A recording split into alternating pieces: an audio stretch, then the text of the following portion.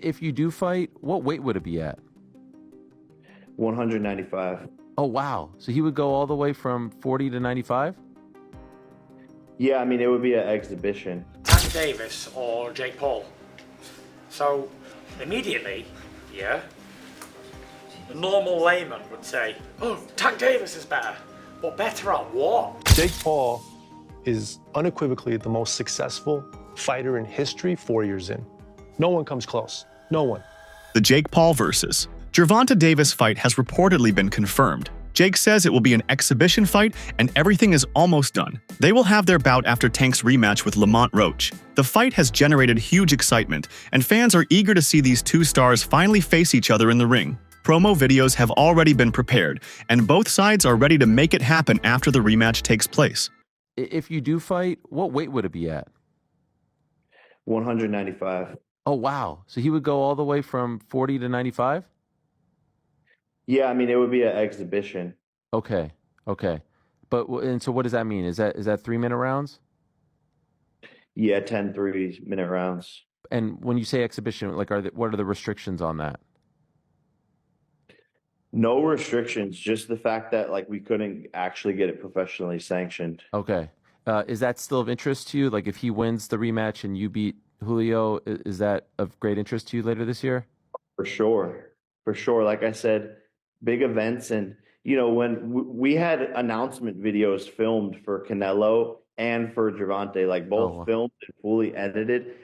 And my team went into the streets to ask people what they thought of me versus Gervonta. Every single person was like, Gervonta would kill Jake. He's going to die, all of this stuff. And so just proving people wrong and changing the narrative and showing people that I'm a better boxer than all of these so-called pound for pound is just fun for me. Jake Paul's victory over Julio Cesar Chavez Jr. marked a significant shift in his boxing career. By securing this win, he has earned a spot among the top 15 cruiserweight fighters. This achievement is remarkable, considering how critics once dismissed him as just a social media star trying his luck in boxing. With this ranking, current champions can no longer ignore him. They are now in a position where, to protect their titles and credibility, they may need to step up and face Jake in the ring. His progress from exhibition fighter to a recognized contender highlights how far he has come in a short time. So now that Jake Paul won his fight against Julio Cesar Chavez Jr., he's apparently ranked top 15 cruiserweights in the world. And apparently, I guess now, world champions are able to fight voluntarily to defend their championship against Jake Paul. Which, if I'm being honest, that's kind of crazy, bro. Isn't that crazy? Right? You're telling me you fought somebody that's not a natural cruiserweight, right? And now you're automatically ranked top 15 and you could fight a couple of world champions and it makes sense. Not that I think he beats any of them. I'm going to be completely honest. I can't see it, bro. If Jake ends up beating somebody, yo, shout out to him. He finessed his way to the fucking top and a world champion and really like cemented himself into the history books. But the way that he boxes, he's just very sluggish. It's kind of slow. You know, I think any cruiserweight world champion, even Badu Jack, will defeat him. And I actually don't even understand why he even wants to fight Anthony Joshua, besides the bag, obviously. But what do you guys think, though? This whole shit has gone crazy. The idea of Jake Paul facing Gervonta Davis has been floating around boxing circles for quite some time. Jake, never one to shy away from bold statements, took the opportunity during the post-fight press conference of Mike Tyson's event to challenge Davis directly. This wasn't just a publicity stunt. It reflected Jake's confidence in his abilities and his desire to take on elite names. The ongoing discussions between both camps fuel speculation about whether this bout could become reality, adding another layer of intrigue to the sport. You were an interested observer on the Netflix event, Paul versus Tyson. Why wouldn't you even want to fight him? And who told Mike Tyson to fight anyway? Is Jake Paul someone you'd want to take on at one point? Yeah. Tell him, this is my call out. Jake Paul, what up? What up, Jake Paul? Yeah, I mean, I'll be down. Let's run it. Like, I'll be super, super down. I don't know if Gervonta needs Jake Paul. Let's be clear, right? Is there a height limit in boxing? Tyson Fury, known for speaking his mind, offered his perspective on the potential clash between Jake Paul and Gervonta Davis. Fury pointed out that many people automatically assume Tank is the superior fighter. However, he asked an important question: what exactly makes Tank better than Jake? Fury praised Jake's promotional skills, highlighting how Paul manages to turn every fight into a major event. His ability to attract fans, generate massive pay-per-view buys, and create global interest is unmatched by most fighters. Fury's remarks underscore the reality that boxing is as much about business as it is about skill. Fantastic event. Anyone who don't think it's a fantastic event is jealous. Who's better, at Tank Davis or Jake Paul? So, immediately, yeah, the normal layman would say, oh, Tank Davis is better. But better at what? Is he better at selling tickets? Is he better at selling stadiums out? Is he better at creating controversy? Is he better at getting followed on Instagram? Is he better at putting more eyeballs on the boxing? Is he better than him at that? The answer would be no. But is he better at him in a fight? It has to be really, you have to break it down. You know what I mean? Jake Paul's growth isn't limited to his performances inside the ring. His promotional skills have reshaped how boxing is marketed to a modern audience. By using social media, collaborating with major brands, and working with platforms like Netflix, Jake has created new ways to engage fans. He opens doors for other fighters and helps bring attention to athletes who might otherwise be overlooked. Even seasoned professionals acknowledge Jake's knack for creating buzz, filling venues, and turning matches into high-stakes spectacles. Jake Paul is unequivocally the most successful fighter in history 4 years in. No one comes close. No one.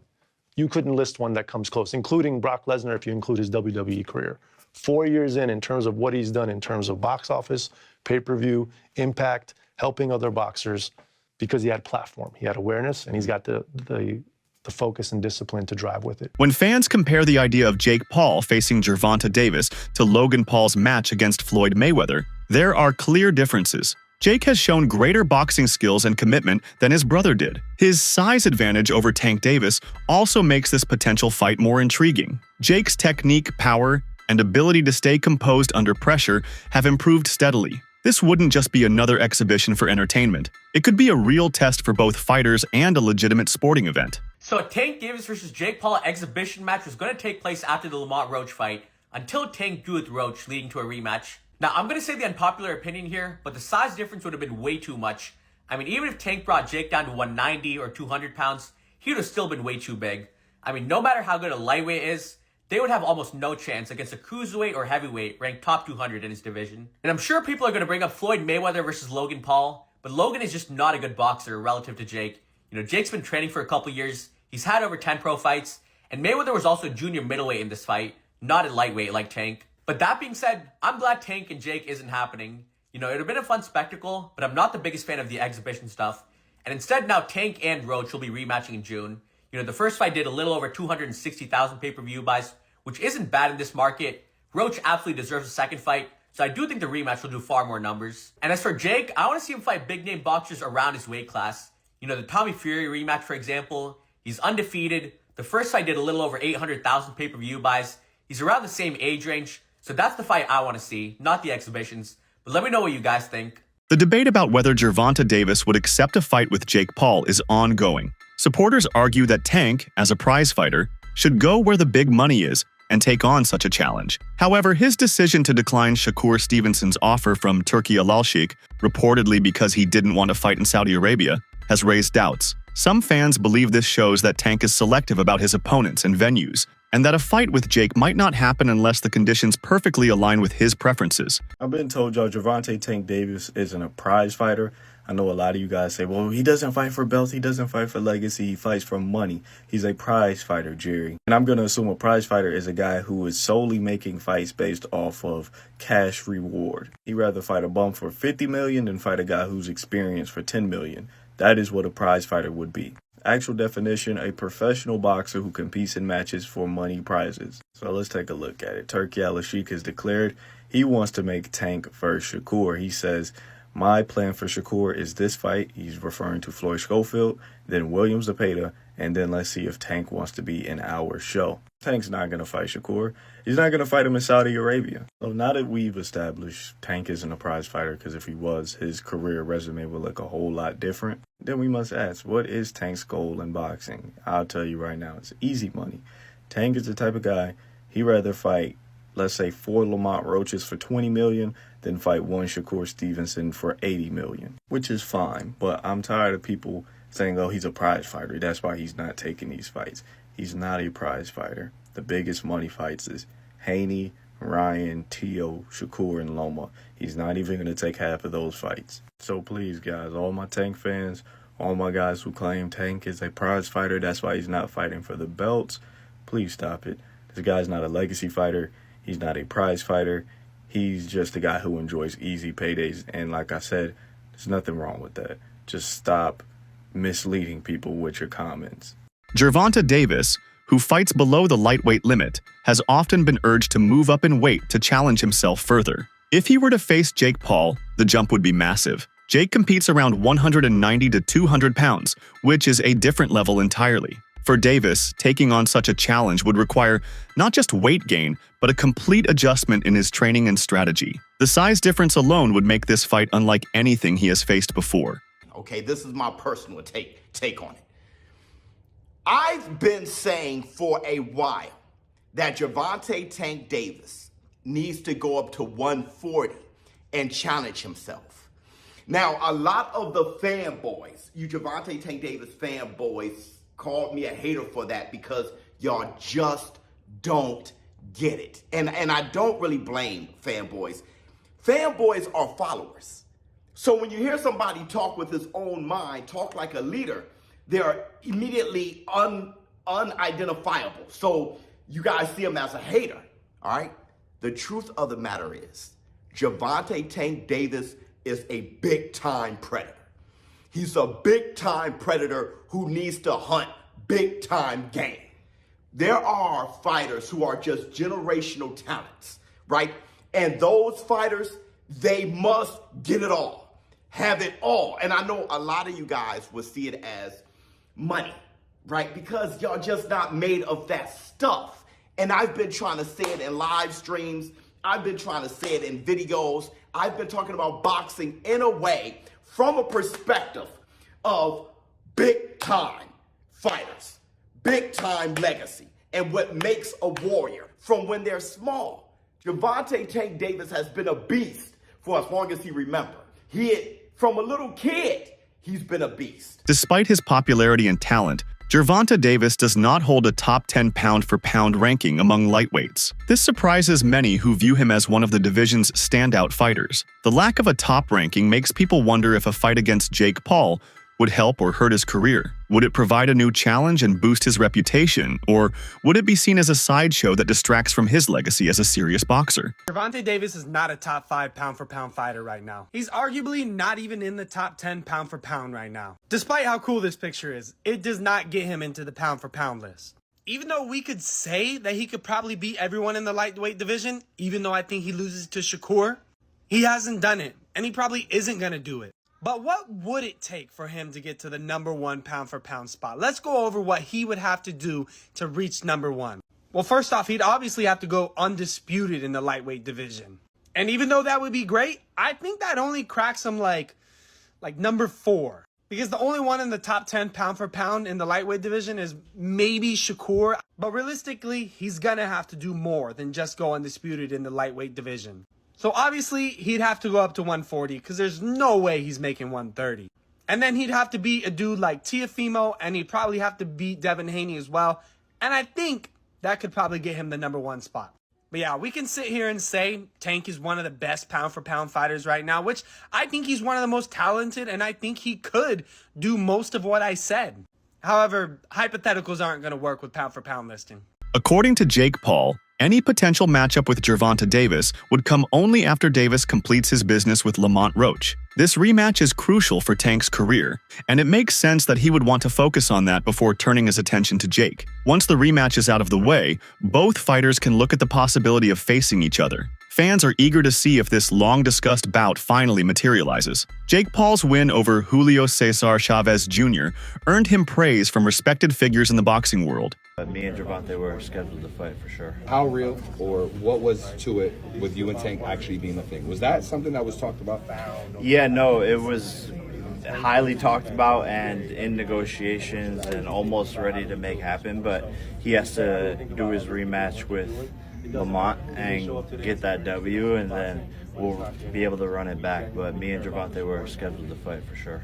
Shane Mosley complimented Jake's movement and overall performance, recognizing the hard work he put into the fight. On the other hand, Mosley criticized Chavez Jr.'s approach, describing it as odd and hinting that perhaps Julio should consider stepping away from the sport. The contrast in how both fighters were viewed after the bout speaks volumes about Jake's progress and Julio's decline. It's Fight Up TV, being joined with Sugar Shane Mosley, Jake Paul, getting a unanimous decision over Chavez Jr.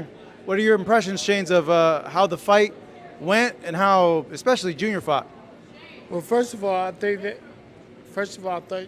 that Jake Paul fought a good fight. You know, he moved around the way he's supposed to, throwing great punches, and for the experience he had, he did fantastic.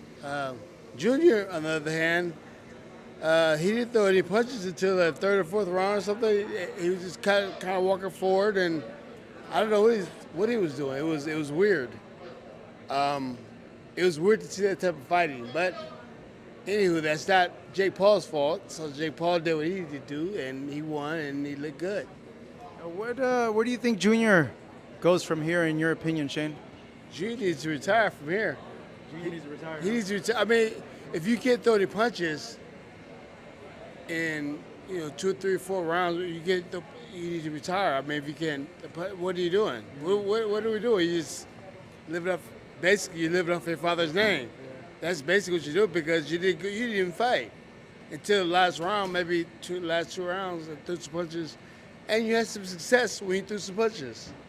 It's the weirdest thing ever. In the aftermath of his victory, Jake Paul made sure his critics heard his message loud and clear. People had doubted his toughness, suggesting he couldn't handle serious competition. But Jake's performance proved otherwise. He stayed strong, absorbed punches, and came out on top. This wasn't just another win for him. It was about proving his growth as a boxer and showing that he is no longer just a celebrity trying his hand at the sport. With this win, Jake earned new respect and silenced many of his doubters. It's between you and Cesar Chavez Jr. tonight.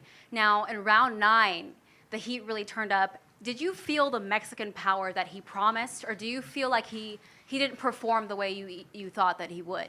No, yeah, he brought a hard fight there at the end, and that's that Mexican warrior style. I don't know how he was eating all those punches, to be honest.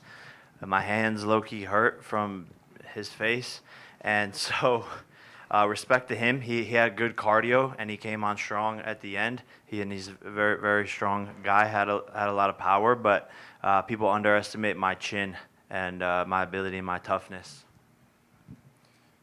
Jake, Jonathan Agger of Pro Boxing Fans. During the week, you had a viral interview with Piers Morgan where he said that he didn't think that you would beat Chavez. He felt like when you fight a former world champion, you'll come unstuck. What did you prove to not only him but other people that have criticised you? Yeah, look, at the end of the day, actions speak louder than words, so people can sit behind their desks and sit on their TV shows and say a lot of things about my career, but everyone's tuning in, everyone's watching, and I just continue to win. After Jake Paul's impressive victory, Rayo Valenzuela offered his congratulations. As an active fighter with insight into the sport, Rayo's opinion carries weight. He said that Jake's performance showed he belongs among the top 15 or 20 in his weight class. This kind of recognition from within the boxing community is a big step for Jake. It signals that he is no longer viewed as an outsider, but as a competitor who has earned his place through hard work and real results. To the fight. Oh, great fight. Julio's back after all he's been through, so, I tip my hat off to him. It's not easy, especially through, what life throws at you sometimes, but, it was a good fight. What'd you make of how Jake Paul looked and fought? He's doing his thing. Jake Paul's looking good. Shout out to him. Yeah. Do you think he's ready to, fight, maybe a top 15, top 20? Sure, yeah. So I guess where does Junior go from here, in your opinion? It's up to him. He can retire if he wants, or he can have another, fight like this. Fight a YouTuber or something. Yeah. In terms of you, Rayo, when can we see you back in the ring? I'll be back in the fall, hopefully. The fall? Yeah. That's it for today's video. Stay tuned until next time.